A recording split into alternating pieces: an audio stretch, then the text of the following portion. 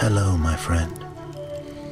Today I will tell you another long-forgotten legend.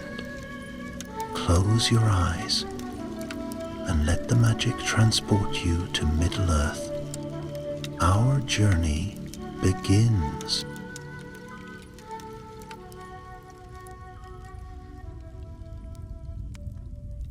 In the far reaches of the north, beyond the hills of Evendim and the grey fields of Fornost, beyond even the last watchfires of the rangers, there lies a cold and broken land.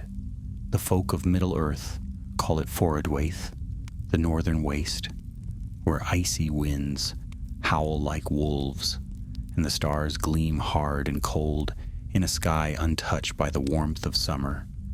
Few dare venture there, fewer still return. It was said that in the elder days when Morgoth, the Black Enemy, ruled from his throne in Angband, a fortress of dread was built in the north as a place of secret forging. There, deep beneath the frost-bitten earth, he bade his servants craft cruel things, items steeped in malice and ruin. Of these, one such relic endured the tumults of war and time, a chest of blackened steel, bound in runes of power and sealed by Morgoth's own will. Its purpose had been forgotten, its location lost. Until, one winter's eve, word of it came to Gandalf the Grey. He was staying in Rivendell, sitting beneath a cedar tree in Elrond's garden, when a raven came flying from the north, battered and nearly frozen.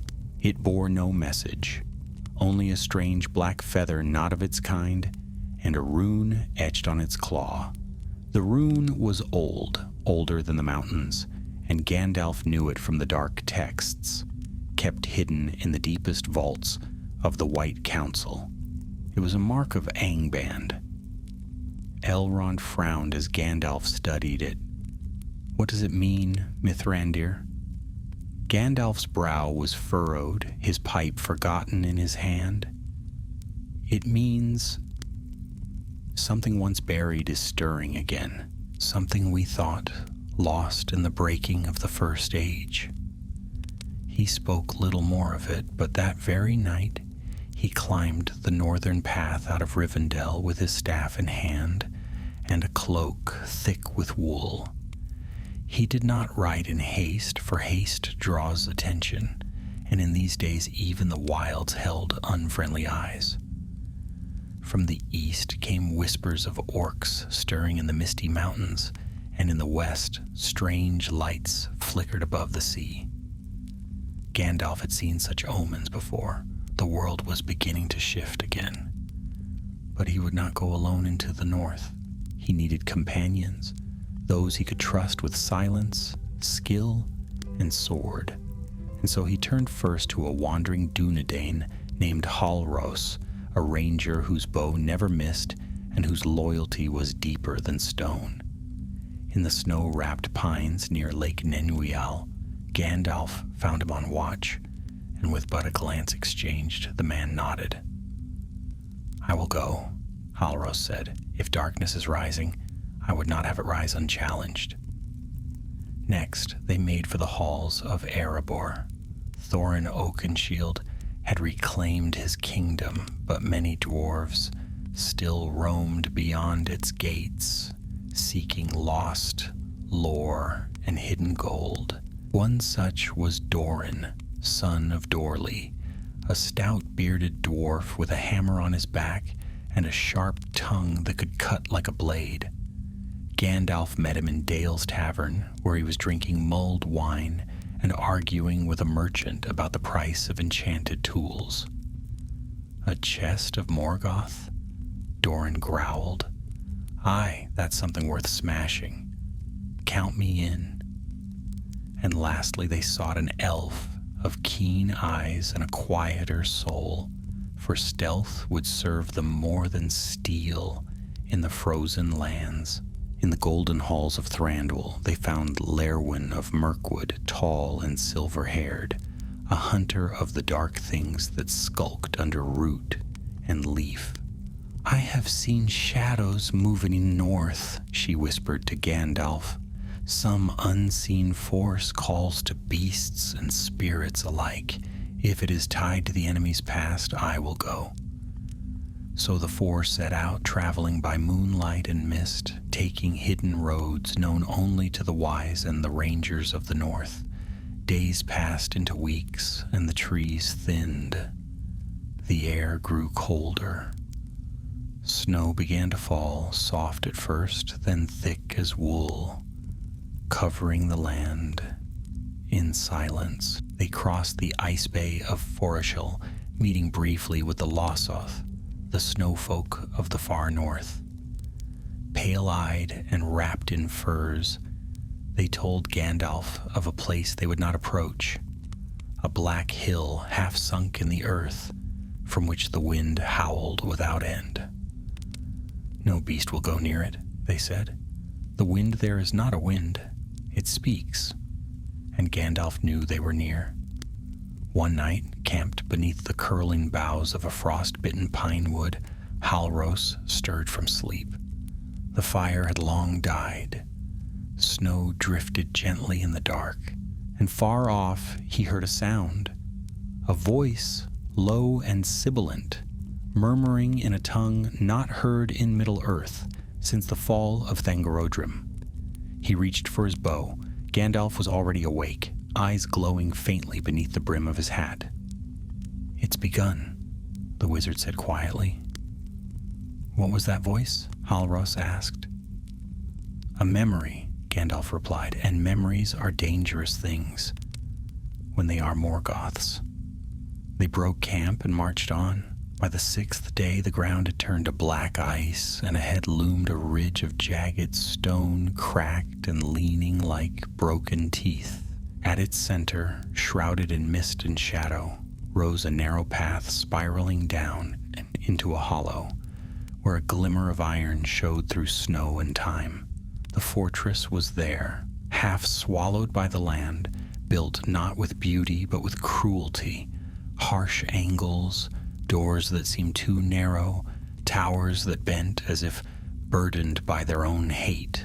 And there, buried beneath a seal of rusted iron and frozen stone, was the thing they had come for, the chest of Morgoth. It pulsed with a faint red light, as if a coal still burned within. No keyhole adorned it, no hinges, only runes, cruel and angular, glowing faintly in the frost. And from somewhere beneath their feet came a sound, not a voice, not wind, a heartbeat, and it was not their own. The entrance to the ruin yawned like a mouth in the mountainside, narrow and low, with stone blocks tilted askew from frost and age. Snow blew across its threshold in slow, restless drifts, and even the wind seemed to falter as it passed the broken pillars that flanked the way. The company stood silent before it, each one feeling the weight of the place press against their thoughts like an unseen hand.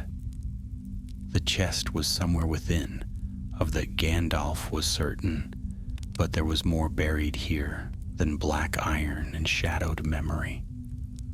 Lerwin took the lead, her longbow slung over her shoulder and a curved dagger ready in her palm.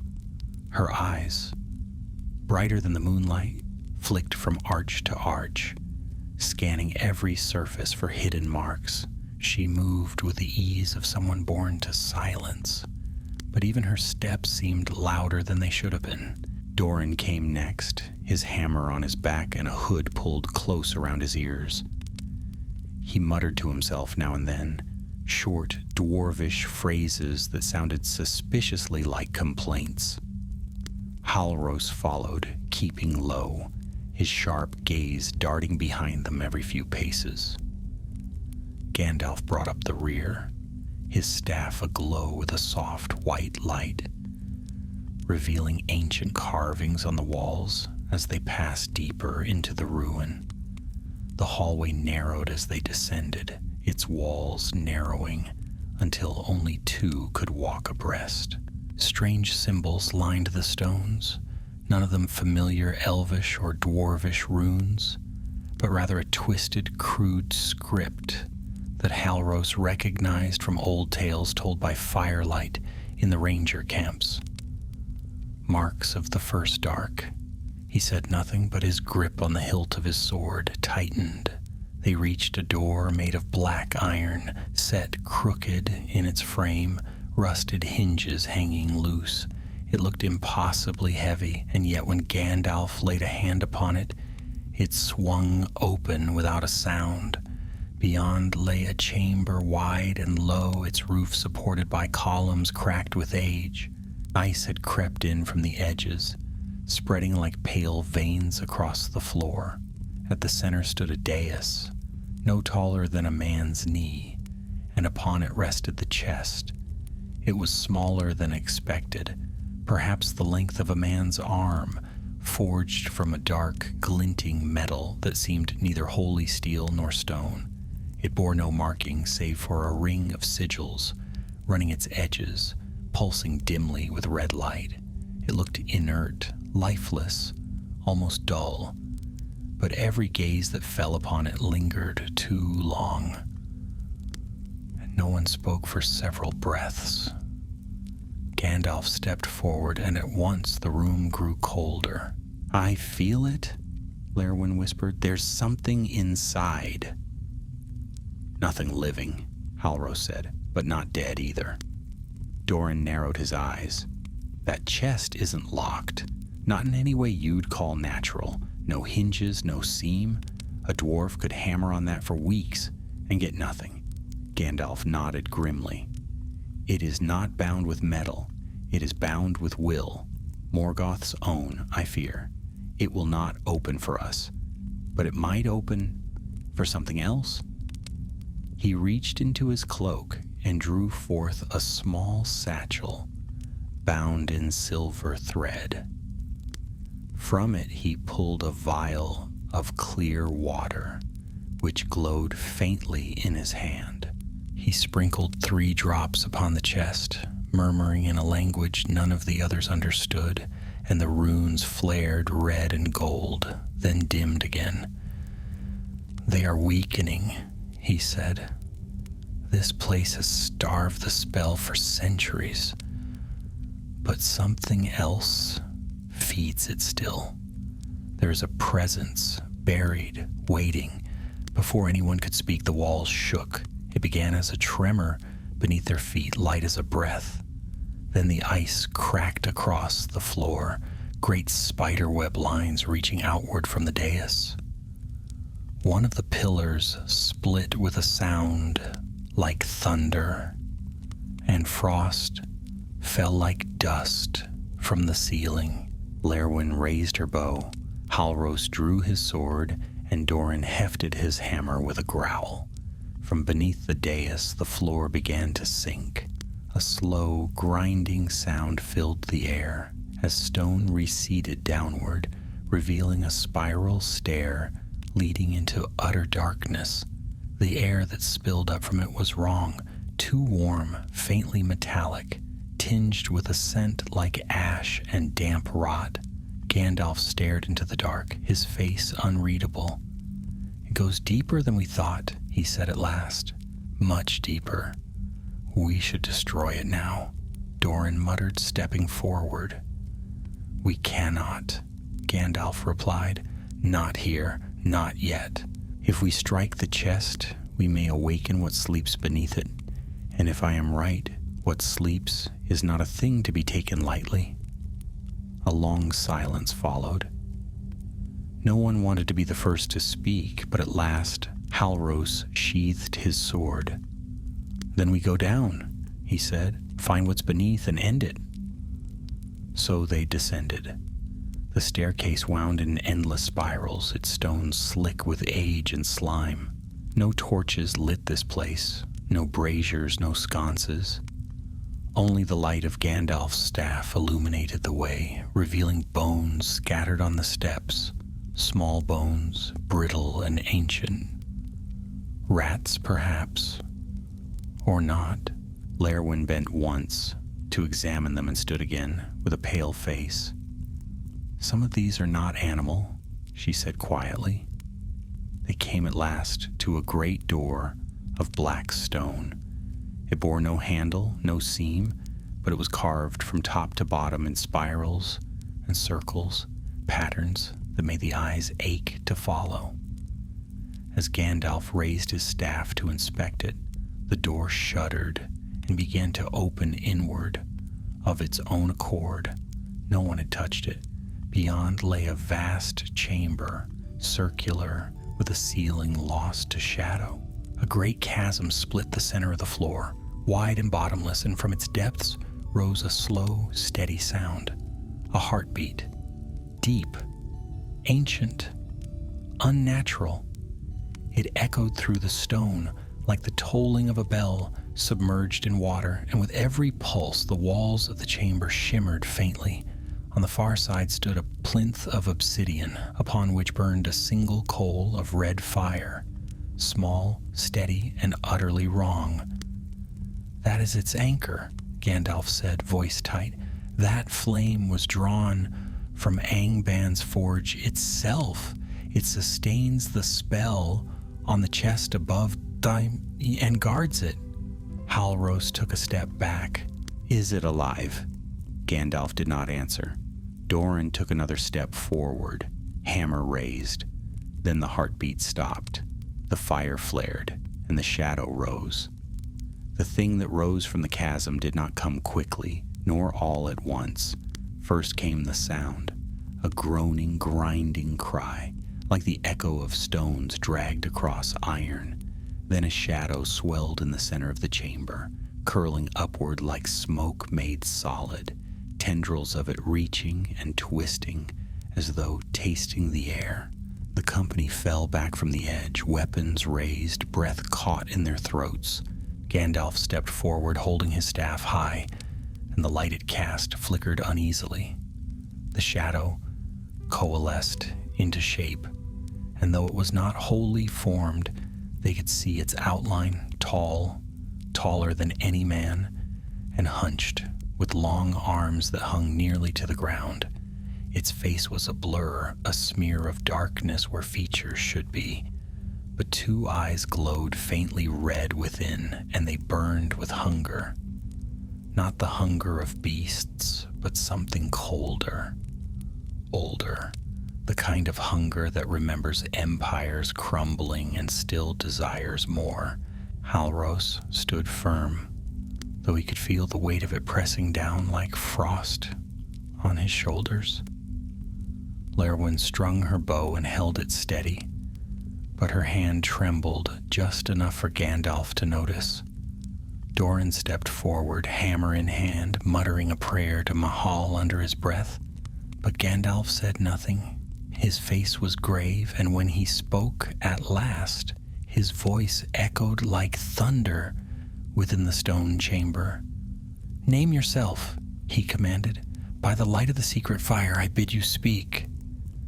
The shadow writhed, the red eyes narrowing. Its voice came like breath through a cracked wall, thin and cold. "I have no name. Not as you would know it. I was a thought before the sun, a whisper in the halls of black flame. I served the Lord of Iron, and I remain, as will. A will without flesh," Gandalf murmured. "You are a remnant, one of those spirits bound to guard his relics after his fall. A shade left behind when the world was broken." "I am not forgotten," it hissed. "My purpose endures. The chest above, my charge, my heart, my prison." Halros frowned. "If it guards the chest, how did it sleep while we entered?" "It was the chest," Gandalf answered quietly, "or a part of it, bound within and beneath. That heartbeat we heard, it was not just from the box, it was from this." The shadow twisted violently, and the flames on the obsidian plinth surged higher. The red coal pulsed like a living eye, and the air grew thicker, harder to breathe. Lerwin loosed an arrow, but it passed straight through the shape without slowing. The creature hissed and lunged forward, not physically, but in presence, and suddenly every thought felt colder, heavier, darker. Doran shouted and leapt, bringing his hammer down on the plinth. There was a ringing note like a bell struck too hard, and a ripple of force threw him backward. He rolled once and groaned, but rose quickly, blinking. "Can't smash it," he spat. "Of course not." "No," Gandalf said, raising his staff again. "Not yet. It must be unbound first." The shade laughed, a dry, crumbling sound that made the stones shake. "You will not unbind what was forged by his hand. This place remembers him. This place is still his." Gandalf's eyes flashed. "That may be so, but the world has changed since Morgoth walked it. His dominion is broken. His chains are rust. You are a shadow of a shadow, and I am not without allies." He struck the floor with his staff, and a pulse of white light surged outward in a ring. The flame on the plinth guttered, shrinking, and the shade recoiled, shrieking in rage. Halros lunged toward the coal, drawing the small glass vial Gandalf had used earlier. With swift hands, he uncorked it and poured the remaining liquid onto the flame. There was a hiss like boiling blood, and the fire dimmed further.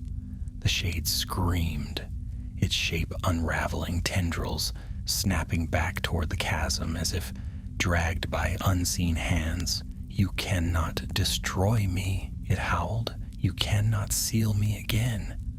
"Perhaps not," Gandalf said, stepping forward, voice ringing louder than the shade's fury. "But I can send you where none will ever find you." He raised both hands, staff in one, the other bearing a sigil of light drawn in the air itself. Words spilled from his mouth in a tongue older than Quenya, older even than the songs of the Ainur. The chamber blazed with sudden brightness, and with a final screech of fury, the shadow was pulled downward, sucked into the chasm with a violent gust of air that tore at cloaks and hair, then slammed shut with a noise like thunder. Silence followed. Thick, weighty silence, broken only by the panting of those left behind. The coal on the plinth had gone dark. The runes on the chest above had ceased to glow. The dread had lifted, and for the first time in many hours, the cold felt only like weather and not a presence. They climbed back up the long stair in silence, the heavy stillness of the ruin pressing against their thoughts. None of them spoke as they emerged into the chamber where the chest still waited. It looked unchanged, but they knew now it was no simple object. It had been shaped to hold a piece of something foul, a vessel of ancient malice, and worse, it was still whole. Doran spat and glanced at Gandalf. "So, do we break it now?" Gandalf examined the chest carefully, running a hand over the dull metal. "No, it cannot be broken here. The fire below was only part of the binding. This chest is deeper than that. I believe it must be taken elsewhere and sealed forever." Halros frowned. "Not destroyed?" "There are things in this world," Gandalf said slowly, "which cannot be destroyed by mortal craft. This was wrought by Morgoth in the days before the sun. To strike it without understanding could unleash what it holds anew." "But you sealed the shade," Lerwin said. "Did we not end its threat?" "I bound it," Gandalf corrected, "but I did not destroy it. I fear it will not remain gone forever. It will seek a way back." "And if the chest is found again?" He did not finish the thought. Doran gave the box a sour look. "Then we bury it. Deep. Deeper than dwarves dare," Gandalf agreed. The snow fell harder as they emerged from the ruin, but the air was strangely clearer. The weight was gone, though none felt entirely at peace. Gandalf wrapped the chest in thick cloth and bound it with cords of elven make. As they turned south, back toward the mountains, none looked back at the ruin, now half collapsed, swallowed slowly by snow and time. But each of them in their own way felt they carried something behind them still, like a shadow, just beyond the edge of torchlight. And though Gandalf said little, he felt it too. For within that chest, bound but not broken, was more than a fragment of evil. There were memories still alive, there were whispers, and there was a will. The road southward was cruel and narrow, more a path worn by beasts than a trail fit for travelers. It wound between knife-like ridges and hollows of snow so deep that even Lerwin, lightest on her feet, sank to her knees in places. The wind screamed louder with each passing hour, and there were times when the sun vanished entirely behind shrouds of gray and white. They wrapped themselves in fur and wool, trudging in silence while the storm grew teeth. For a while none spoke of the chest. Gandalf kept it bundled beneath his cloak, though the shape of it was clear even through the thick wrappings. It never made a sound, never stirred, but its presence could not be ignored. Each night they took turns watching it while the others slept, and each morning they found the snow around it undisturbed, as if even the wind avoided it. Doran took to grumbling whenever he passed it, muttering about cursed artifacts and foolish quests. But even he refused to touch it unless absolutely necessary. After 5 days of slow descent through frozen valleys, they reached the edge of a vast plain, white and unbroken, stretching into the south like a sea of ice. It was Halros who spotted the tracks first, a line of impressions too uniform to be from wolves or deer, but not booted either. They were broad, flat, and left behind a faint black residue that stained the snow around them. He knelt beside one, touched the rim carefully, and stood with a grim look. "Orcs," he said, "at least a dozen, heavy-footed, headed east." "Scouts?" Lerwin asked, narrowing her eyes. "Or a hunting party," Gandalf said, "though I doubt they're hunting food. More likely they're hunting what we found." Halros glanced to the chest. "You think they know we have it?" "I think Sauron has many eyes, even here," Gandalf said, and though his voice remained calm, there was an urgency in his stride when they set off again. The plan had always been to reach a small outpost hidden in the arid Mithrin, the Grey Mountains, where Gandalf knew of an ancient dwarven vault long forgotten by most. If the chest could not be destroyed, then it had to be hidden, sealed far from the reach of orc or man. The way was long and time was running short. That night they camped beneath a tall ridge with black rocks jutting from the snow like broken spears. Halros built a small fire with carefully shielded flame, while Lerwin stood watch among the rocks above. Doran sat cleaning his hammer, occasionally spitting into the snow with a curse. Gandalf sat apart, quiet, his eyes half closed. The chest rested at his feet. "Why not bury it here?" Doran asked suddenly, glancing toward the wizard. "Sink it deep. Let the snow cover it forever. No orcs likely to find it in these hills." Gandalf opened his eyes slowly.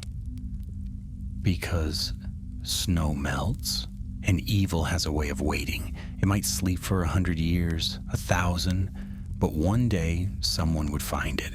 Someone always does." Doran frowned but said no more. The fire cracked softly, and the cold crept in around their boots.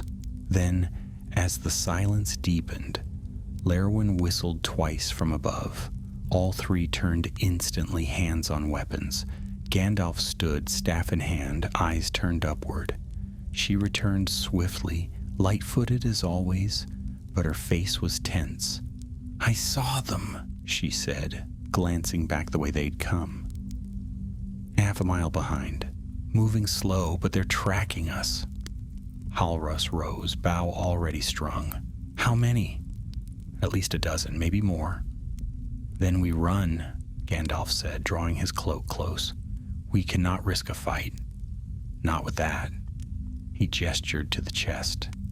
"If they capture it, all our efforts are wasted." "We move now." They packed in silence, stamping out the fire and hiding their trail as best they could. The wind howled louder as they descended into the next valley, snow blinding their vision, but Lerwin led true. For several hours they moved without stopping, pressed by the sense of pursuit that never lessened. The orcs were closing the gap. Just before dawn they reached the edge of a gorge, narrow and deep, carved into the earth like a wound. A frozen river wound along the bottom, black with shadow. A narrow bridge of stone arched across it, ancient and cracked.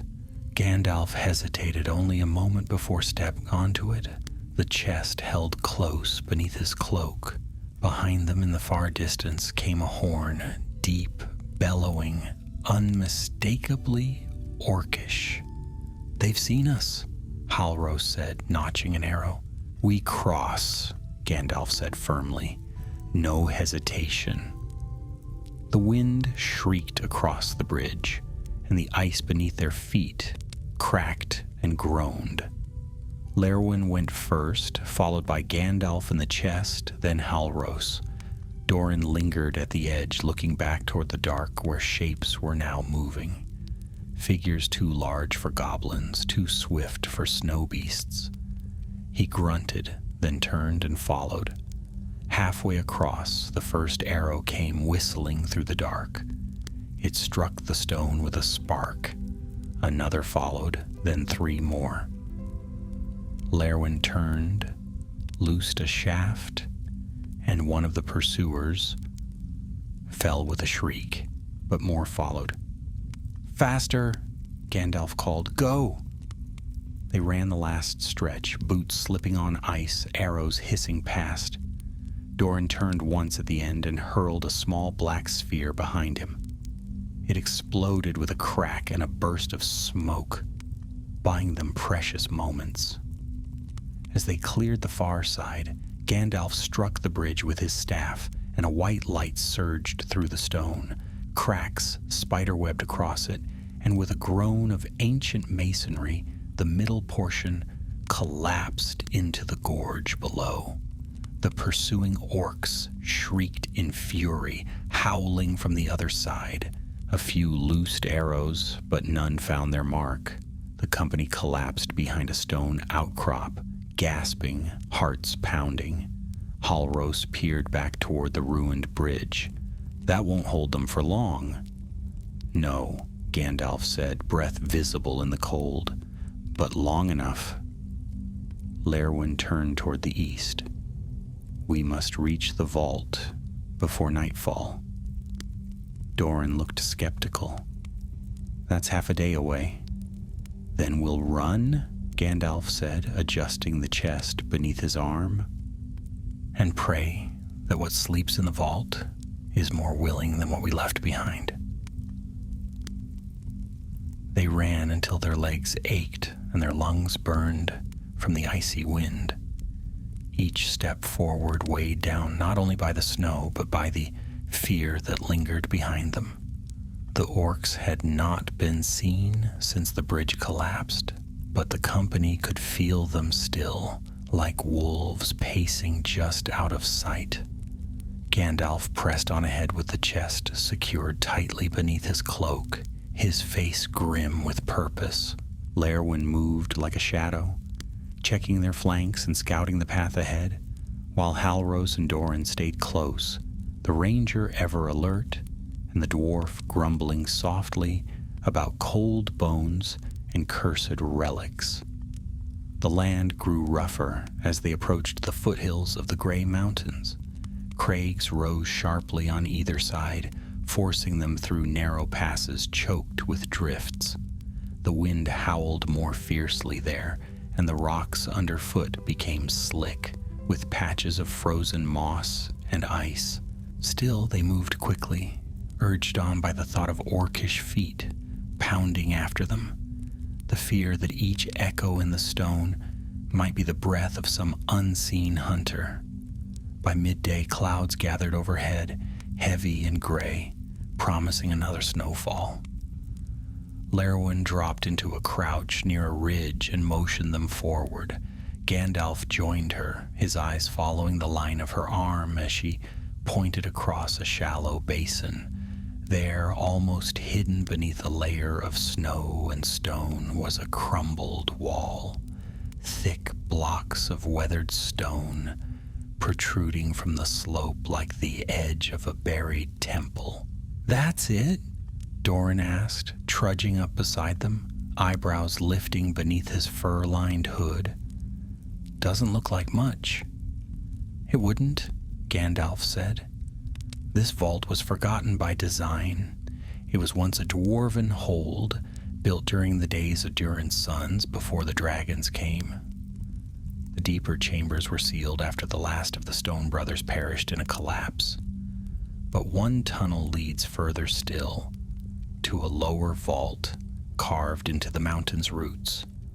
No records of it remain, save those in the old texts."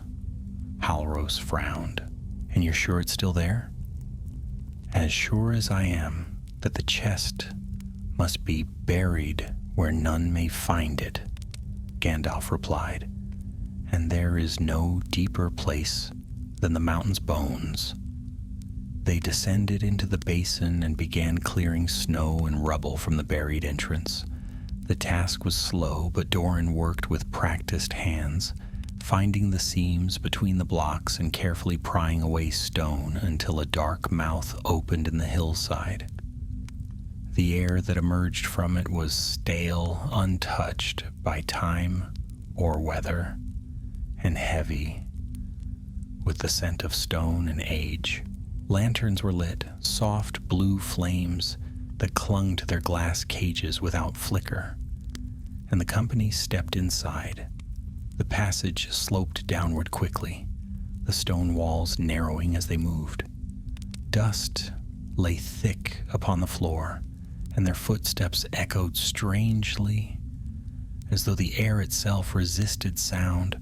Runes marked the walls at intervals, some chipped and worn, but still legible to Doran, who muttered their meaning as they passed. They were warnings mostly, signs of collapse, old records of sealed chambers, names long lost to living memory. At last they reached a broad hall, half collapsed, with broken pillars strewn like bones across the floor. But Gandalf led them past it, through a narrow crevice hidden behind a shattered statue. They had to stoop low and crawl on hands and knees through a cramped tunnel of rough stone. When they emerged on the other side, they found themselves in a chamber unlike the rest. It was circular, smooth-walled, and utterly still. The air within was colder than outside, though no snow had touched it. At the center of the room was a stone platform, square and flat, carved with layered dwarven sigils. Along the walls were alcoves, their recesses empty, as though once used for storing sacred relics or scrolls. The chamber felt sacred in a way none of them could describe. Old, yes, but not merely with time. There was a sense of quiet waiting, as if the mountain itself was listening. "This is it," Gandalf said, voice hushed. "The inner vault. No one has stepped here in an age, not since before Erebor was founded." Halros looked around slowly. "Feels wrong, not evil, but like a tomb." "In a way it is," Gandalf said. "A tomb for things not meant to be found." He stepped forward and placed the chest upon the stone platform. Even wrapped as it was, it seemed heavier now, as though resisting its final rest. Gandalf knelt beside it and carefully undid the cords. The cloth fell away, revealing the iron box, still black as pitch, its runes now dormant. "I will attempt to bind it here," Gandalf said quietly, "but it must not be disturbed. The process is not merely physical. I will need to place a mark upon the stone, one that cannot be broken by tools or spell." Doran scratched his beard, frowning. "You mean to trap it here forever?" "That is the hope." As the others stood watch, Gandalf began to chant softly, words flowing from his lips in a steady rhythm, like water trickling through deep stone. His staff glowed faintly at first, then brighter, and as he moved it in slow arcs above the chest, lines of light etched themselves into the platform. The air grew colder still. Frost formed in delicate spirals on the walls, and Lerwin's breath steamed with every exhale. Then, without warning, the runes on the chest flared. Red light pulsed from within, and a low hum filled the chamber. Gandalf's voice faltered, and the glow of his staff dimmed. The stone beneath the chest cracked down the middle. Doran stepped forward instinctively, but Halros stopped him with a hand. "Wait!" A whisper rose in the room, not from any mouth. It came from everywhere and nowhere, a soft voice, ancient, cruel, seductive. "Unbind me." The chest shook. The red glow turned molten, and one of the iron corners split open. Lerwin drew her bow, but Gandalf shouted, voice strained, "No, do not strike." "Can't you stop it?" Halros asked, eyes wide. I must finish the seal," Gandalf said. "It's fighting me." He planted his staff firmly against the platform and called upon the secret fire, his voice rising in strength. The light surged again, this time white and clean, and the chest screamed. A shriek without sound, a wave of pressure that slammed into them like wind. The others fell back, shielding their eyes. The light filled the chamber completely, then it was gone. The glow vanished. The whispering ceased. The chest lay still once more, the runes dark. Gandalf slumped to his knees, exhausted, his staff clattering to the stone beside him. Silence fell, broken only by their heavy breathing. Doran helped him up. "Is it done?" Gandalf nodded slowly. "The seal holds. It is bound, and the place is now warded. Not even Sauron himself will find it, not without breaking the mountain." Halros exhaled. "Then we're finished." Lerwin turned toward the narrow tunnel. "Let's not stay longer than we must." As they left the chamber, the mountain groaned faintly above, but the seal did not break. The chest remained dark and silent, buried beneath stone and snow, forgotten by the world once more. But even as they stepped out into the cold daylight again, none of them smiled, for they had seen what the chest contained, and they knew it was not dead, only sleeping. The descent from the mountains was slower than expected. Though the weight of the chest no longer burdened them, the toll of the journey lingered in every limb and breath. The air, while thinner and still sharp with cold, no longer carried that awful heaviness that had followed them ever since entering the northern ruin. Still none among them truly rested. Even with the chest sealed and buried, a sense of unfinished business pressed on their thoughts, as if the mountain itself had not fully let them go. They made their way through narrow passes and wide ravines, where the wind sighed through jagged stones like a mournful voice. The snow had softened slightly, and though clouds still loomed over the mountain peaks, the days grew longer. Their supplies had begun to run thin, and they were forced to hunt for food along the way. Lerwin proved particularly adept at catching snow hares with her arrows, and Doran found patches of edible roots along the creeks that ran under the ice. Still, meals were small, and conversation remained scarce. It wasn't until the third evening of their return journey that Halros spoke the question that had lingered on all their minds. What was truly in that chest? He asked as they sat around a small fire tucked against the shelter of a stone overhang. I mean beyond the shadow. Beyond the spirit you bound. Gandalf was seated on a flat rock, pipe in hand, though he hadn't lit it. He looked into the fire for a long while before replying. I do not know the full truth, he said at last, but I have seen things in the West that few in Middle-earth remember.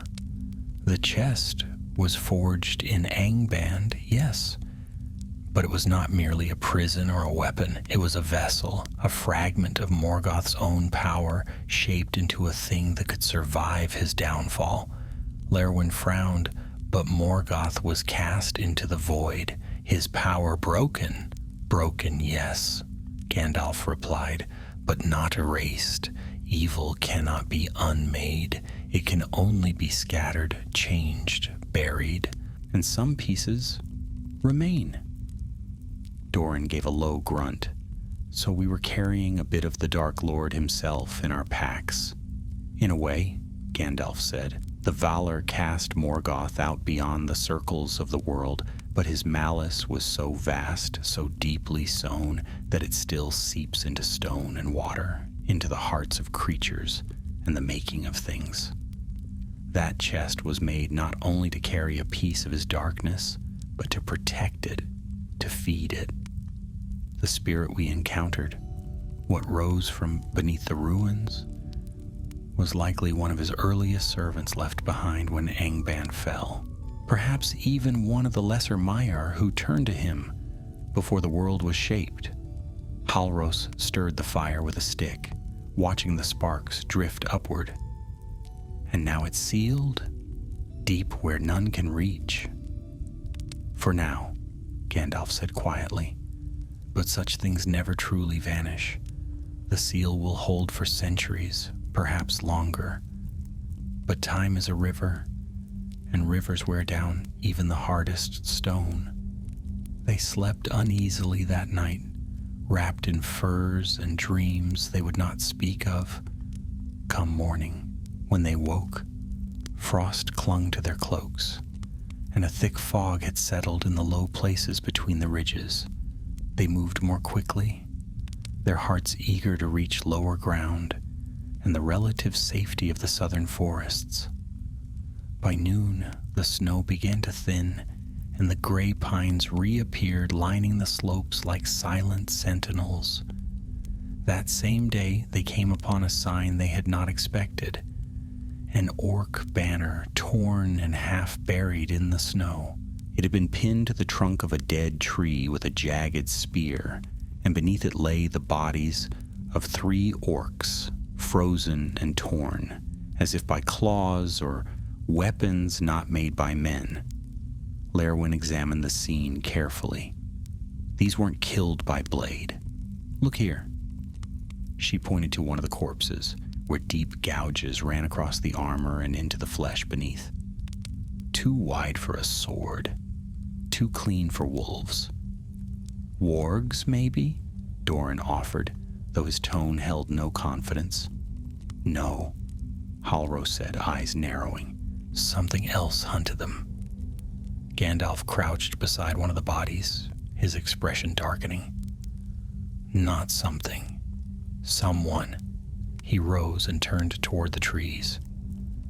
We are not the only ones who knew of the chest, and not all who walk these lands serve the light. They moved on with greater caution, staying off open paths and resting only under cover. The further south they went, the more signs they found. Orc tracks, strange symbols burned into bark, and once the remains of a campfire that had not yet gone cold. Someone was ahead of them or following the same path.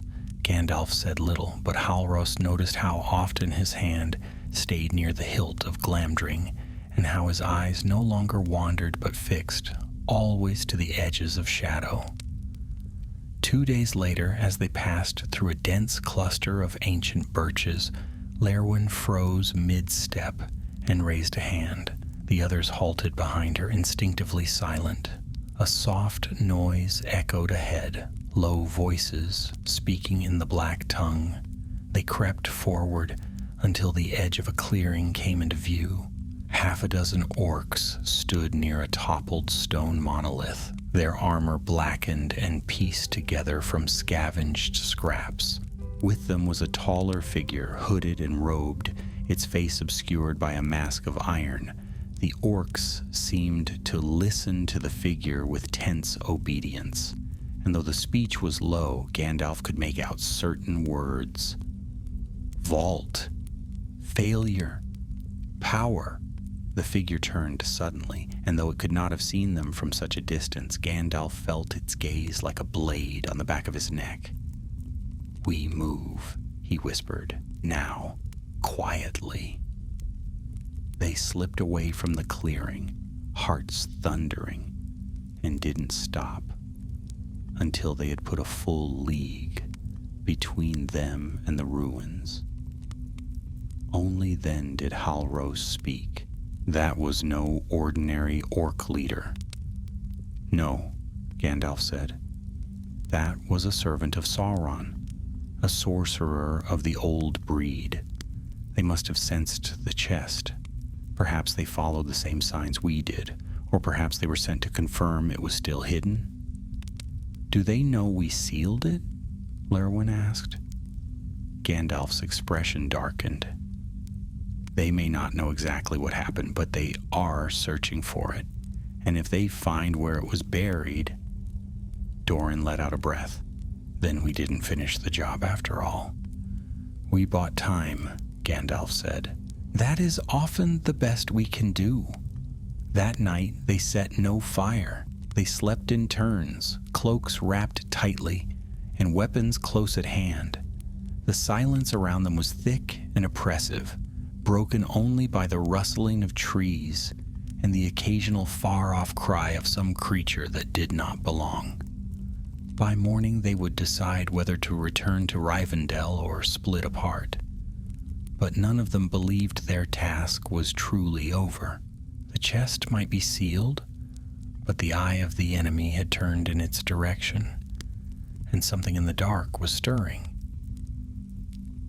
They chose to travel south and west toward Rivendell, though it meant taking longer roads through less secure terrain. The path east would have drawn them into the open, too near the watchful eyes of the figure they had glimpsed in the clearing, the masked sorcerer whose presence still lingered in their minds, like the taste of ash. Gandalf believed that to avoid being seen was wiser than to reach safety quickly, and so they turned westward, winding down through low woods and rolling hills cloaked in snow and shadow, staying beneath tree cover wherever possible and moving only by day. Though the weather had turned milder, the air still clung to a bitter chill, and each morning began with frost stiffening their cloaks and boots. Yet the land, now far from the cursed ruin and the chest they had buried, felt different. The trees were no longer silent watchers, but murmured softly in the wind. Birds returned to the sky, and once or twice deer were seen moving in the distance, their white coats blending with the snow-draped undergrowth. It was as if the world itself had begun to breathe again. Still they moved with caution, Gandalf was more alert than usual, listening at every hilltop and pausing often to study the wind. Doran kept muttering that he could feel something following them, though he could never say what. Lerwin, for all her quiet confidence, checked behind them at every hour, eyes sharp and restless, and only Halros seemed unfazed, though he kept his bow within reach at all times. On the 5th day of travel, they came upon a ruined way station, little more than a circle of broken stones beside a frozen spring, but it provided shelter for the night. Gandalf lit a small fire with a whispered word and a flick of his staff, the flames springing up with a steady golden glow. They warmed their hands in silence for a time, the flickering light casting shadows along the stone walls and the low-hanging trees beyond. Doran spoke first, voice low. "That thing in the clearing, the one in the iron mask, I've seen its like before. Not the same, but close.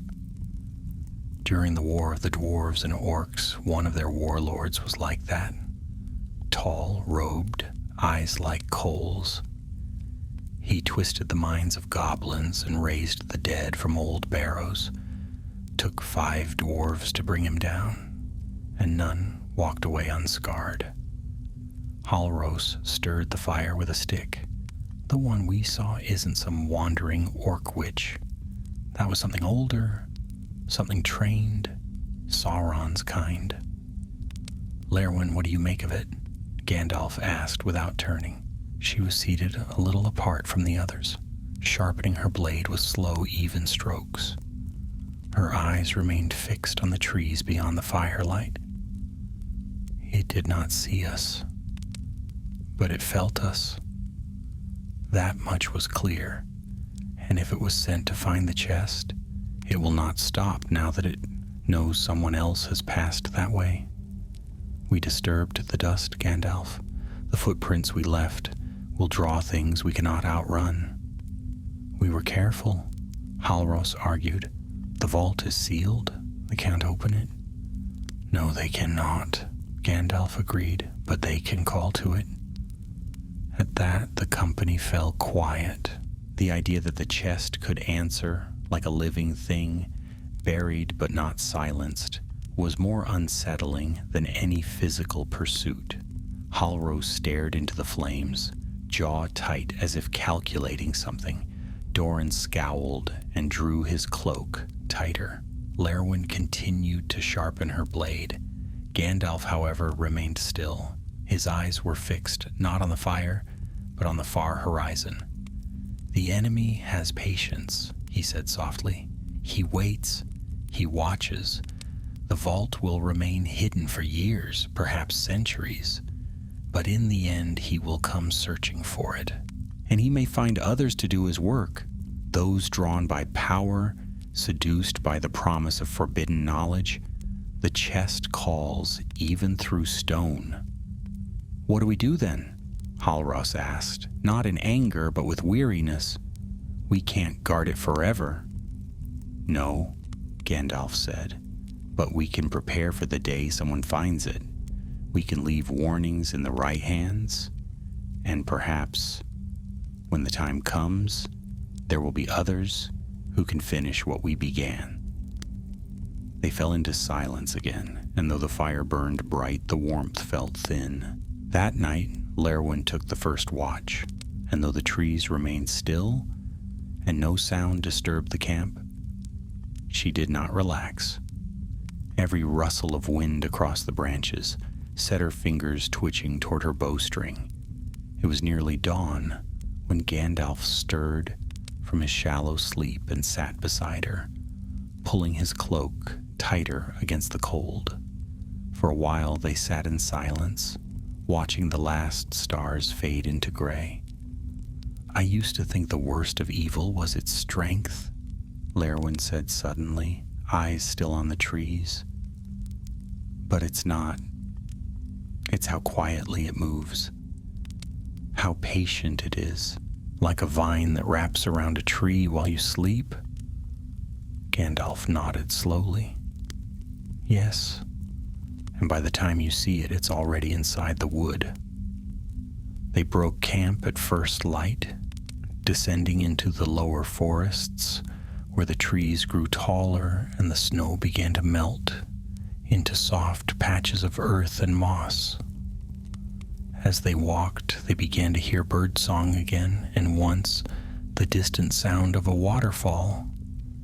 These small signs of life brought a measure of ease, and the company moved faster, spirits lifting with the promise of Rivendell ahead. That evening, as the sky turned violet and the trees thinned into familiar paths, Gandalf paused and smiled for the first time in days.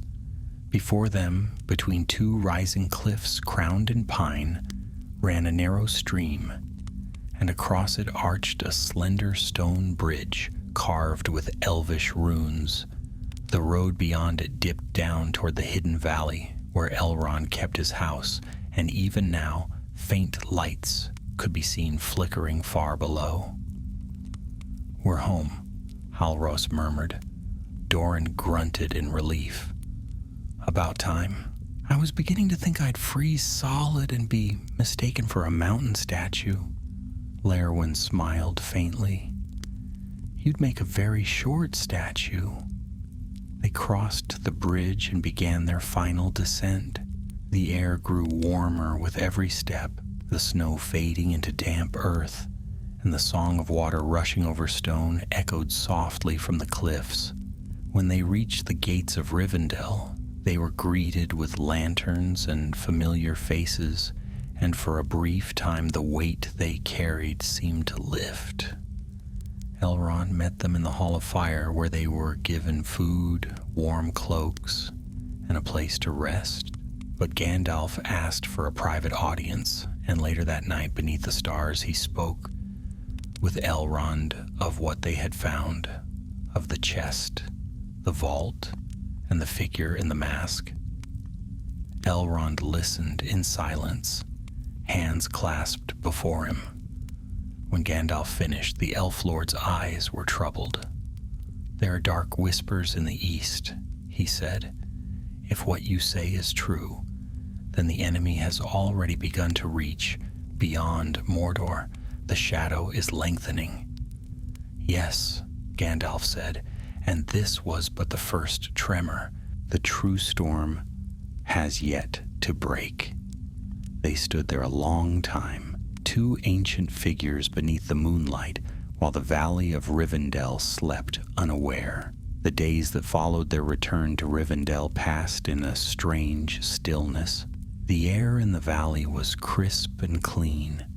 Birds sang in the trees once more, and the silver waters of the Bruinen laughed as they tumbled down rocky slopes, untroubled by the dark burdens carried by those who had crossed them.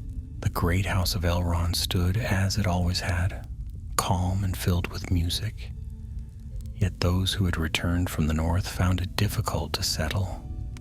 There was rest, yes, and warmth, and the comfort of a safe roof, but their thoughts remained troubled, their dreams touched by shadow. Lerwin spent her days walking among the birches near the river, her sharp eyes scanning the skies and ridge lines, as though expecting some sign to appear. Halros lingered near the stables, tending to the horses and speaking little, often staring westward toward the setting sun. Lost in thought, Doran, to no one's surprise, had taken to the cellars, drinking elvish wine in sullen silence and growling at anyone who suggested he slow down. Only Gandalf moved with purpose, his gray cloak trailing behind him as he paced the long halls of Rivendell, speaking often with Elrond behind closed doors and sending letters south by swift messengers and birds. One morning, several days after their return, Elrond summoned them to a small chamber, lined with carved stone pillars and windows, opening onto the western cliffs. The room was filled with soft morning light, and a tray of food had been laid out, though it appeared untouched. Gandalf stood by the window, staff in hand, his gaze distant. "You have done what few others could," Elrond said once they had all gathered. His voice, always calm and measured, carried a note of solemnity. "The chest is sealed, and for now, the danger is buried. But Gandalf tells me that this may be only the beginning." "It is," Gandalf said, turning from the window. "I have seen such signs before. The enemy tests the world's edges, searching for old roots to pull, for dark embers to stir. He has not risen fully, not yet, but he is moving, and he will look again for what we have hidden." Elrond inclined his head, eyes dark with thought. "Then we must act while we still have time. What do you advise?" Gandalf's eyes rested on each of his companions in turn. "We cannot guard the vault forever, but we can prepare others for the day it is found. The chest is tied to the First Age, to Morgoth's designs, perhaps even to the crafting of the Silmarils. That knowledge is dangerous, but it is also our only shield. It must be written down, stored where it can be found when needed, yet hidden from those who would abuse it." "You want to make a record?" Lerwin said, leaning against the wall with arms crossed. "A warning," Gandalf nodded. "Yes, not in one place, but in several, coded, obscured, placed where only the wise may find them. If the vault is ever opened again, they will know what they face." Doran gave a short grunt. "You're saying we went to all that trouble just to bury a problem, and now we have to spend the rest of our lives making sure no one digs it up?"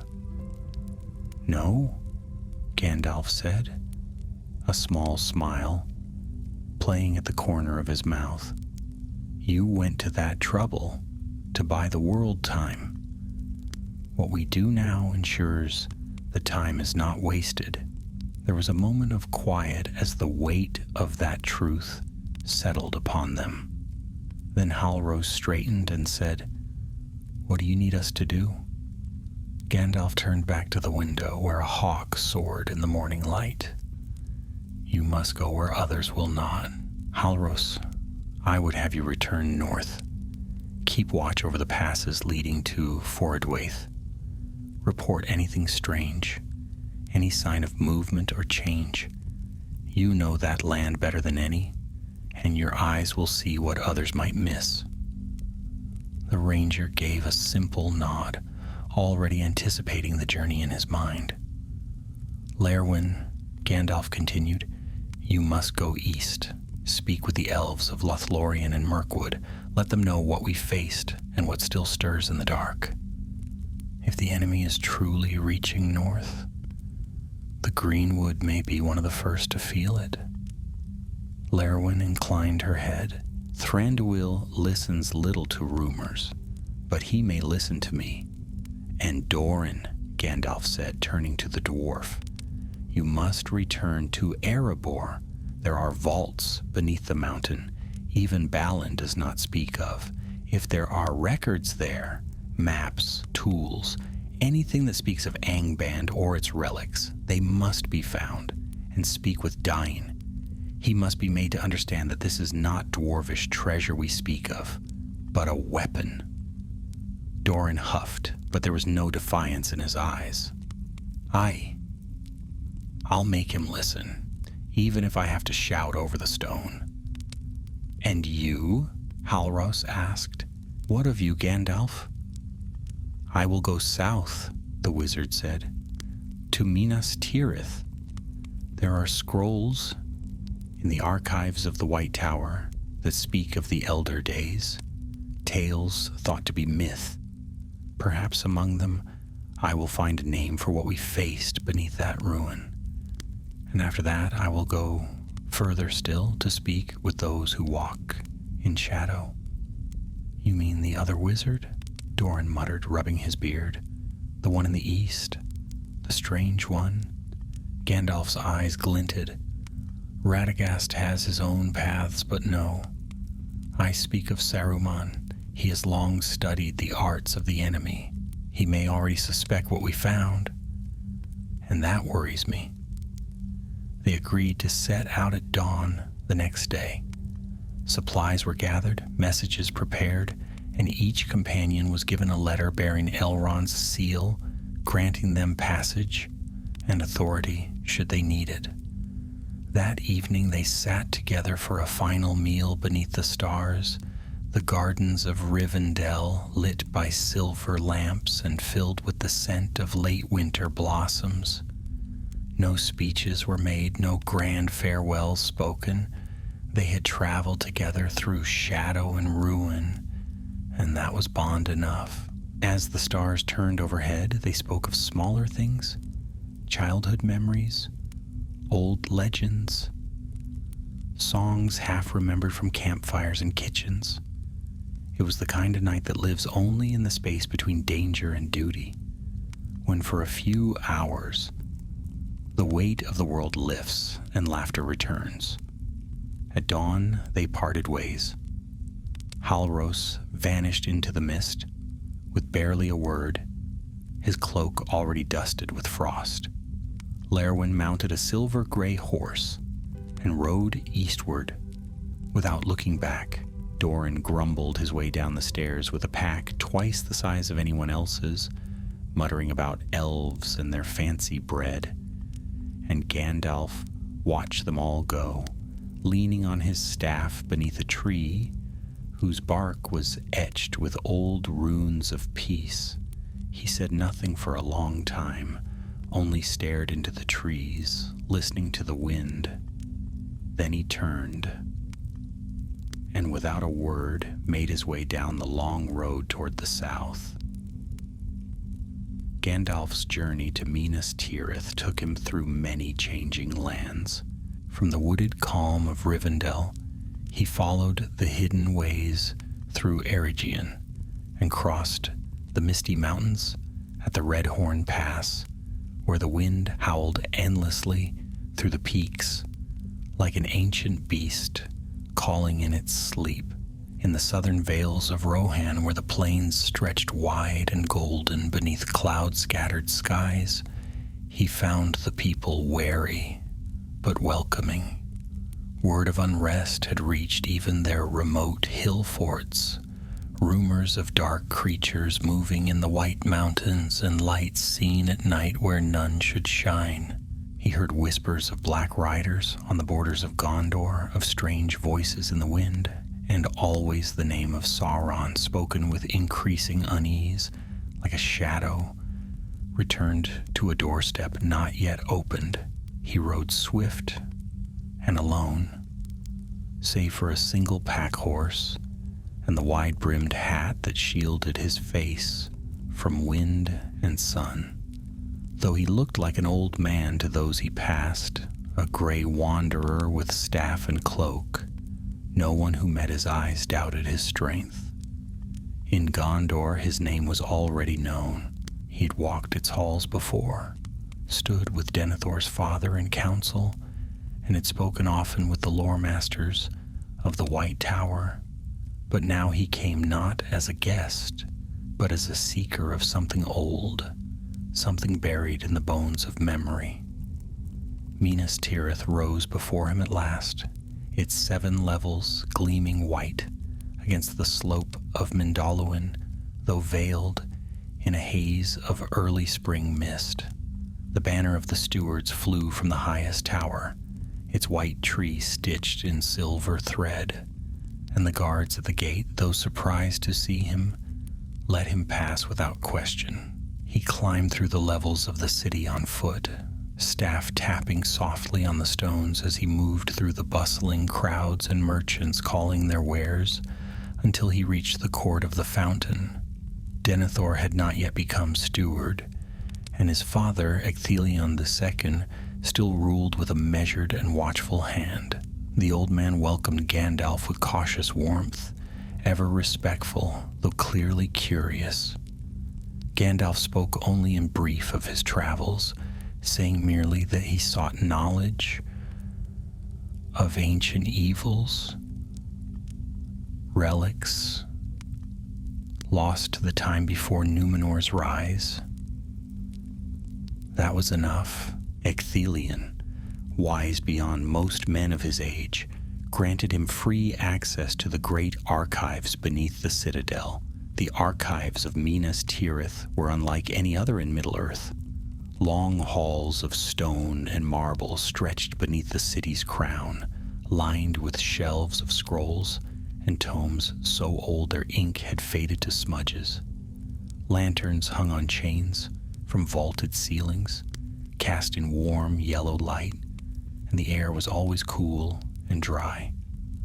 Monks of the lore houses moved in silence, tending to the records with reverence, some too old to speak without trembling. Gandalf had been there many times before, but never with such purpose. He began at once, searching for mention of chests or relics tied to Angband, and especially anything that might reference a vessel of Morgoth's will. The early records were of little use.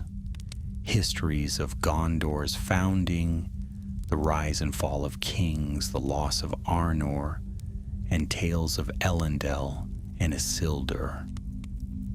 But buried deeper among the chronicles brought from Numenor before the downfall, he found the fragments he sought. There was a scroll, brittle and yellowed, penned in the old Adonaic script that spoke of a black coffer forged in the days before the moon, marked with the seal of the Fire Eye, sealed in frost and shadow. Another document, half-burned in its upper edge, referred to a stone prison wherein the will of the enemy lies bound, waiting to be woken by word or war. Most of the texts were cryptic, often secondhand or copied from older records now lost. But there were patterns among them, and Gandalf, with his long memory and tireless mind, began to piece them together. One scroll spoke of the servants left behind after Morgoth's fall, spirits too twisted to fade, too weak to rise, lurking in dark corners of the world. Another hinted at the Breathless One, a being neither living nor dead, bound to a place where snow fell without end and stars burned cold. Gandalf knew then that the shadow they had faced in Forodwaith had a name, though it had been forgotten by nearly all who still walked the world. In the days of the First Age, it had been called Gorthul, which meant, in the High Tongue, the Black Breath, a lesser Maya who had followed Morgoth into the void and been shattered in the fall of Thangorodrim. The chest had not merely contained Gorthul, it had preserved him. One night, as the bells of the citadel tolled midnight, Gandalf stood alone in a small alcove of the archive, the ancient texts spread out before him. He leaned over them in silence, his fingers moving across a map, inked with faded lines. The places marked were long gone, fortresses sunk into the sea, forests turned to waste. But one marking remained unaltered, a sigil etched in red wax beside a mountain range that matched no land in Middle-earth's present shape. He stared at it for a long time, then whispered, "There were more than one." The thought struck him like a storm wind. The chest they had sealed in Forodwaith was not a singular creation. It had been part of a design, a dark scheme long buried, perhaps crafted for more than Gorthul alone. If Morgoth had made one vessel, he might have made others. He might have scattered them across the world.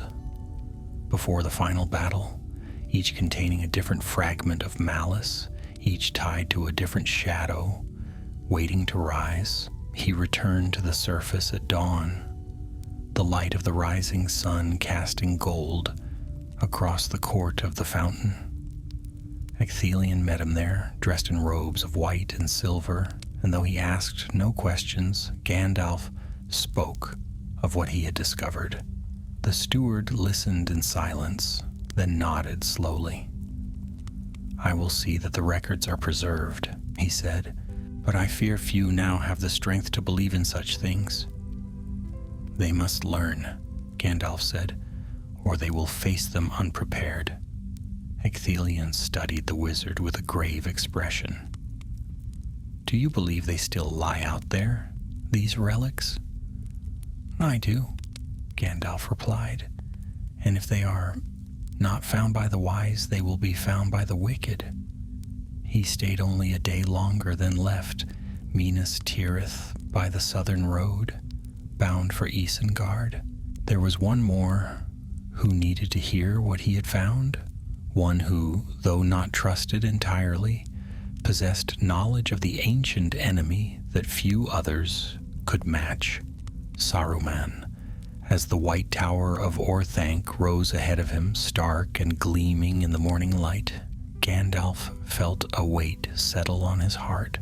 The road ahead was growing darker, the stakes higher than he had imagined, but the time for silence had passed. If the storm was truly coming, then all must be roused before it broke. Orthanc stood tall and forbidding as Gandalf approached across the grassy plain of Isengard. The tower, black and gleaming like obsidian, jutted skyward from the center of the ancient ring of stone, its four sharp spires rising like spears thrown into the sky. The surrounding circle of Isengard was still green and pleasant in those days, its trees tall and thick around the edge of the ring, and the stream that wound through the vale clear and lively. But even before Gandalf passed through the outer gate, he could feel the change. There was a stillness to the air, not peaceful but watchful, a silence too heavy for a place of natural beauty, as if the stones themselves were listening. He was met at the gate by a man in long gray robes, thin and pale, who bowed with stiff courtesy and said nothing as he led Gandalf toward the tower. Saruman had long since dismissed most of his attendants, preferring the quiet company of scrolls and thought. The gardens that had once been bright with herbs and rare flowers were now overgrown or gone entirely, replaced by orderly rows of strange plants and tools whose purpose was not immediately clear. Smoke drifted from the narrow windows of the tower, and a faint metallic scent clung to the air. Saruman waited near the top of Orthanc, in a chamber walled with glass and stone, where light filtered through slender windows shaped like arrow slits. He stood tall and commanding, robed in white, his dark brows arched high over pale eyes that gleamed like chips of polished ice. His beard was long and silver, his hands clasped neatly before him, and when Gandalf entered, he did not smile. "You are far from the north, Mithrandir," he said in that deep, melodic voice that always seemed to echo, even in small spaces. "What brings you to Isengard?" Gandalf did not waste words. "I have found something buried, something that should not have endured." Saruman's gaze sharpened slightly. "Indeed. And what manner of thing could stir a traveler such as yourself to come galloping across the land in such haste?" So Gandalf told him. He spoke of the ruined fortress in Forodwaith, the chest bound in runes from the elder days, and the spirit that had risen from beneath it. He described the battle in the frozen dark, the sealing of the chest in the mountain vault, and the signs he had found in Minas Tirith, hints that there had once been more than one such vessel. Saruman listened with increasing attention, though his expression remained unreadable. He moved little as Gandalf spoke, his fingers steepled before his chin, eyes fixed on his visitor with the intense patience of someone weighing every word. When Gandalf finally finished, there was a long pause. Saruman turned and walked slowly to one of the windows, gazing out over the plains of Rohan beyond. "There are many such legends," he said at last, "tales of Morgoth's works, of relics forged in Angband and scattered when the world was broken. Most are nonsense, fragments of elvish song or old wives' tales wrapped in mystery. You know how easily men assign shadow to things they do not understand? This was no tale," Gandalf replied, his voice low. "I saw it with my own eyes. The chest bore Morgoth's mark, the spirit that guarded it, Gorthul. It was one of the old ones, not a phantom, not a shade. It remembered. And yet it was sealed," Saruman said. "You and your companions did what was necessary. The danger is past." "For now," Gandalf said, stepping closer. "But if there are others, if Morgoth scattered more of these vessels, then Sauron will seek them. He will want what lies inside. We must act before he does." Saruman turned slowly, his eyes narrowed. "Must we? Or are you chasing shadows, old friend, driven by fear of a darkness long gone?" Gandalf studied him for a moment, uncertain whether it was caution or something colder he now heard in that voice. "I would rather chase shadows than walk blind into their waiting arms. You know as well as I do that Sauron was once Morgoth's servant. If anyone understands how to use what was left behind, it is him." At that, Saruman looked away, his face unreadable. For a moment he seemed lost in thought, fingers tapping against the stone ledge beside him. When he spoke again, his tone was carefully neutral. "Knowledge is not inherently dangerous, Gandalf. Even that which comes from dark beginnings can be used for good if studied with care. The elves have long feared what they do not control, but power is not evil in itself. We must understand these relics before we destroy them, or we risk losing something that could be of great value." Gandalf's brow furrowed. "You speak as though they might be used." "They might," Saruman said simply, "if we understand them fully, if we take precautions." "No," Gandalf said firmly, "that road leads only to ruin. We cannot wield what Morgoth forged without becoming what he was." There was silence between them then, heavy and unmoving. The Tower of Orthanc seemed colder suddenly. The light dimmed. Saruman looked down at his hands, then turned again toward the window. "I will consider what you've said," he said at last, "but I must study further before I act. If more chests exist, they will not be easily found. Perhaps your work in the north was enough, perhaps not." Gandalf inclined his head, though his eyes did not soften. "I hoped for more than perhaps." "Hope is for the young," Saruman replied with a faint smile. "Wisdom comes from patience." With little more to say, Gandalf took his leave. He descended the long stair of Orthanc with a troubled heart, and though the sky was clear and the wind calm, he could not shake the sense that he had walked in a place where stone watched and words were only masks. As he passed once more through the ring of Isengard, he paused near the edge where a single tree stood apart from the others, its bark blackened and twisted. He touched the wood with a thoughtful hand. It was sick, not from disease, but from something else, something creeping inward from the roots. He mounted his horse and rode hard toward the west. That night, camped beneath a stand of pines in the shadow of the mountains, he sat long beside the fire, the stars wheeling above him. The warnings were clear. Saruman had not said as much, but Gandalf could feel it. The white wizard no longer saw eye to eye with him.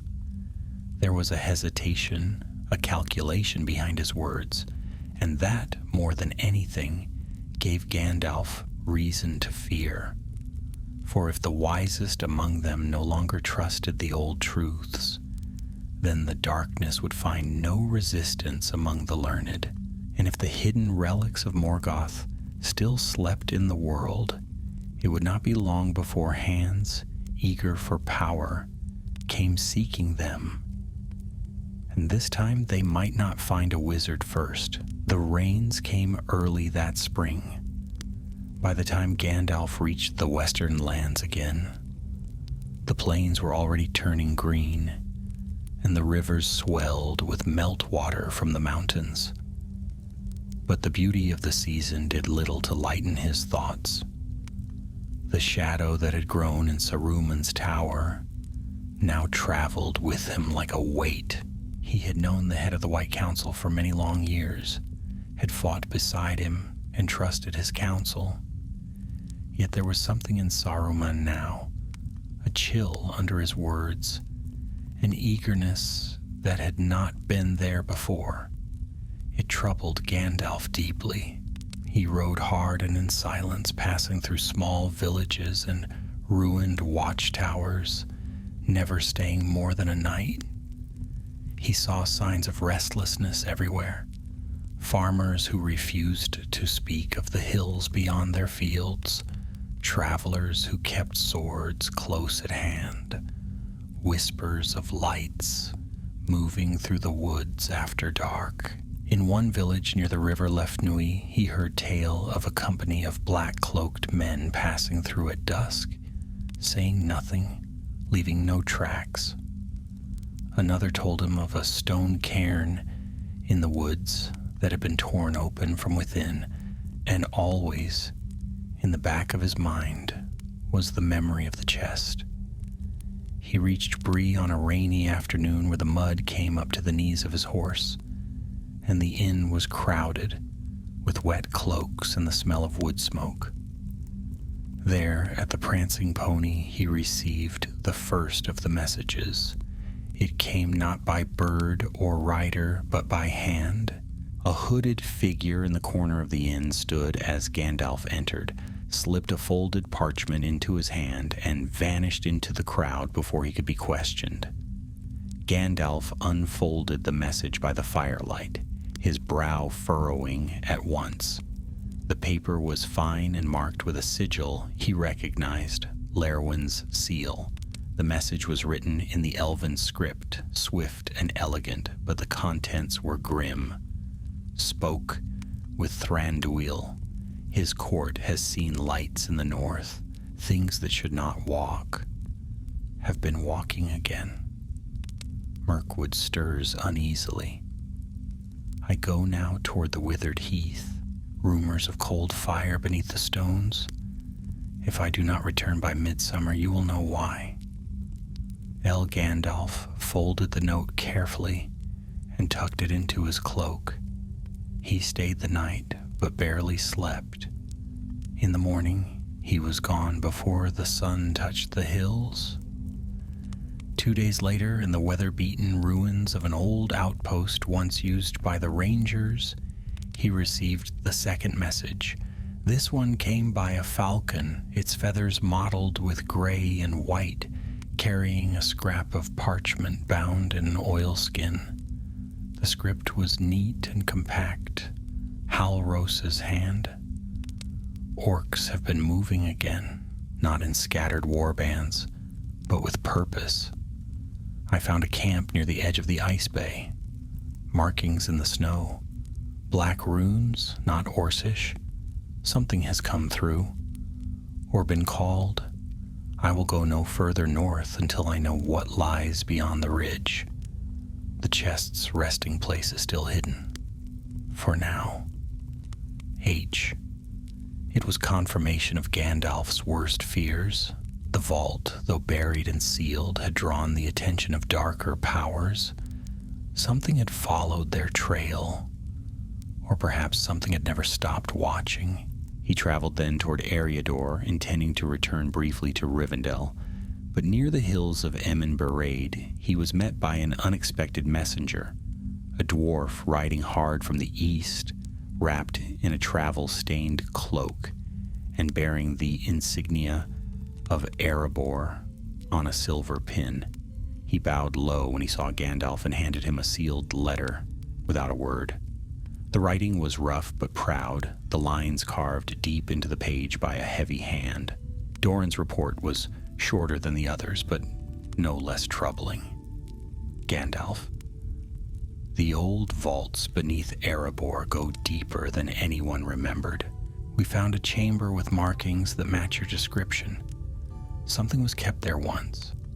Not a chest, but a pedestal, burned black.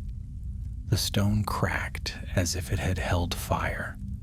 No one has touched it for an age, but I've sealed the tunnel anyway. I told Dain. He says he will trust your judgment, but he won't move unless there's proof. I'll keep digging. Doran, son of Dorli So. One vault had been found, empty but marked. Another sign that the chests were not singular creations, but part of a larger design. Gandalf stood for a long time. Beneath the starlit sky that evening, the wind stirring the edge of his cloak, and considered what it meant. The idea that Morgoth had intended to spread his malice across the world, to preserve it in secret places, was no longer just theory. It was fact. One had been sealed. But how many had already been uncovered? How many had been used?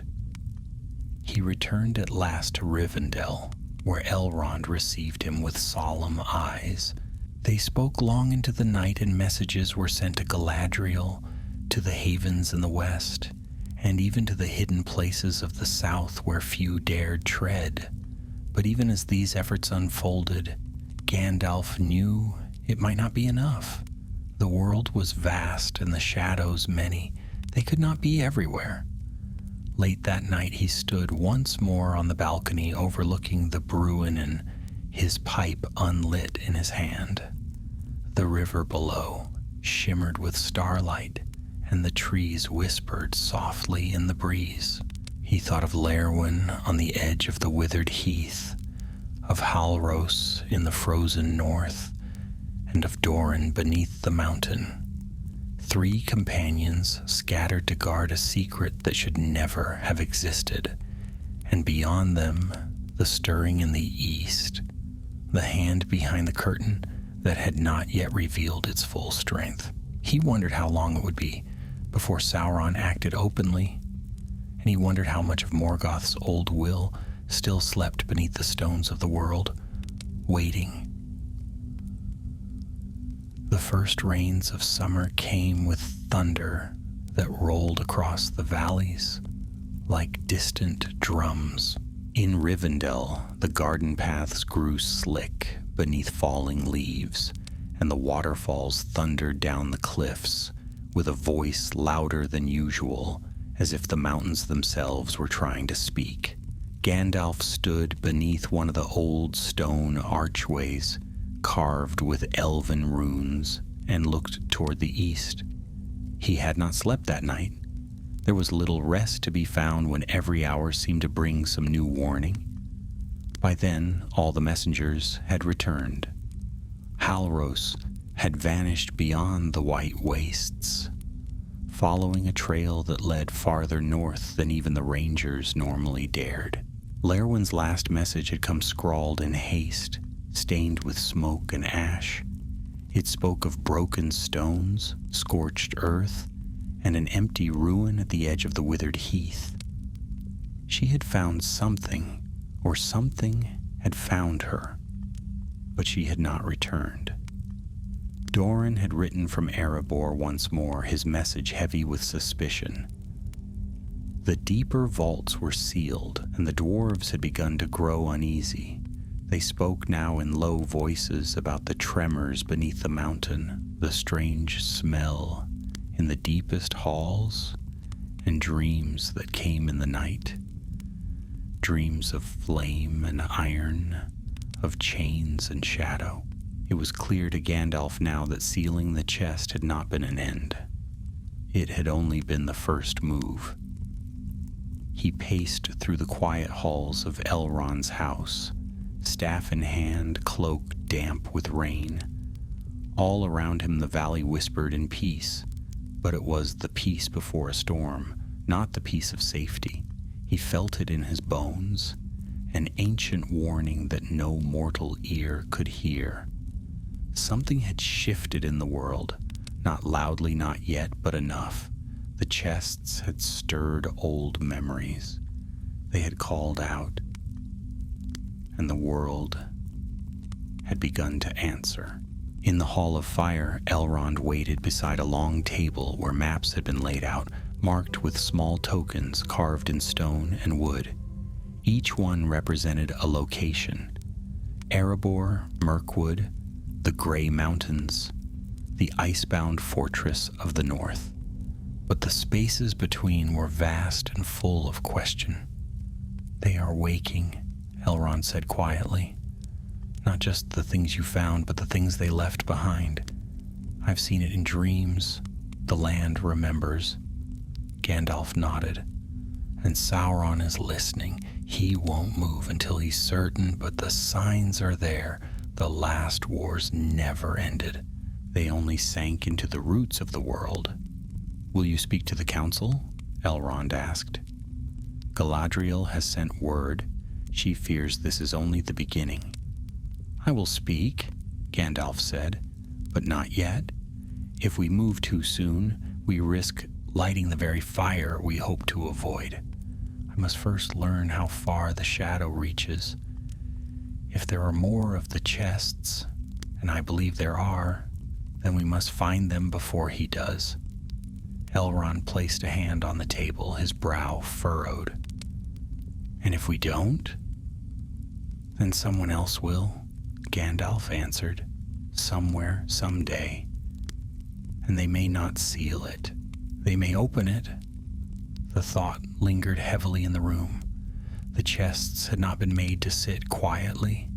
They had been forged to endure, to draw minds toward them like embers, luring moths in the dark. That one had been sealed was a triumph. That others might still remain was a peril too great to ignore. Later that day, as the sun broke through the clouds in thin golden streams, Gandalf made ready to leave again. He packed lightly, carrying only what he needed.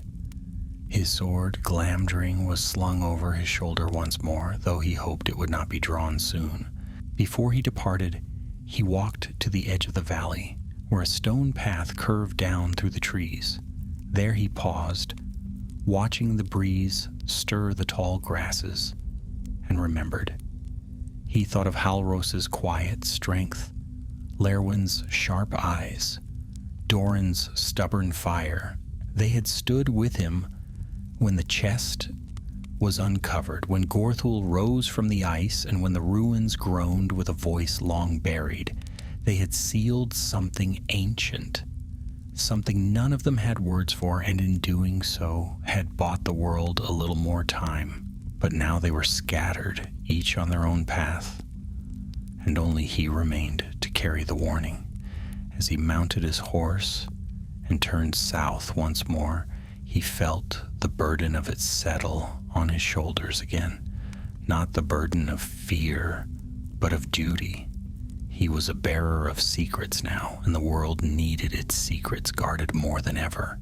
He rode from Rivendell without ceremony, his cloak trailing behind him like smoke, and the wind carried the faintest whisper through the trees, a whisper like breath on cold stone, like a voice too old to name. But Gandalf did not look back. The path ahead was long and full of shadow, and he would walk it until the end, whether that end came in fire or silence.